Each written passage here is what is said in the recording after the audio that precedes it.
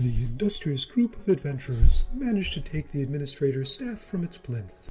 They had not secured the necessary requisition forms, but since the channels needed to process them collapsed long ago, and the facility's spirit was busy being dismantled by orcs, I did not follow protocol and send an alarm signal. We must all learn to adapt when protocols dissolve, like a kobold in acid.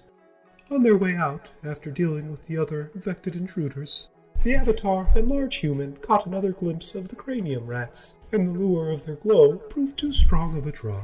I have entered a note that the large one is malleable. If the satyr's influence is ever removed, he should be considered an approachable candidate. The wizard proved more educated than I would have suspected for one of his age, and knew something about the rat's ecology. He cautioned but did not forbid the pair's adoption. They spent the remainder of the day resting in the gatehouse, and then wasted little time traveling to a squalid little settlement called Coria. On their way, they divested themselves of the weakest member of their group. A wise decision in these trying times. In Coria, they spoke to a ranger named Yorkin about the Thornwood. A fragment of my old apprentice had told them there was a shaft leading deeper into the earth, somewhere within its bounds. A ranger seemed the wisest one to ask.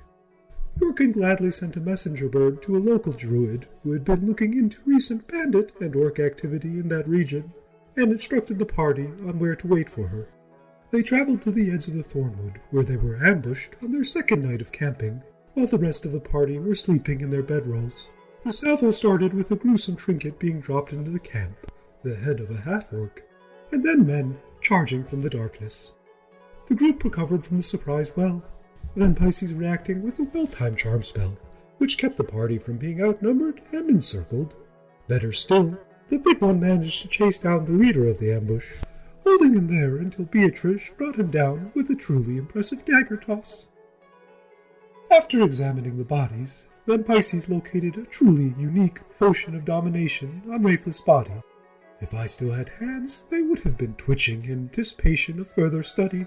They also found evidence that this draft had been given to at least a few of the ambushers. As they discussed the implication, the druid, Panic, arrived. She had managed to capture one of the men that Van Pycede had sent screaming into the forest. Time will only tell what interrogation will reveal.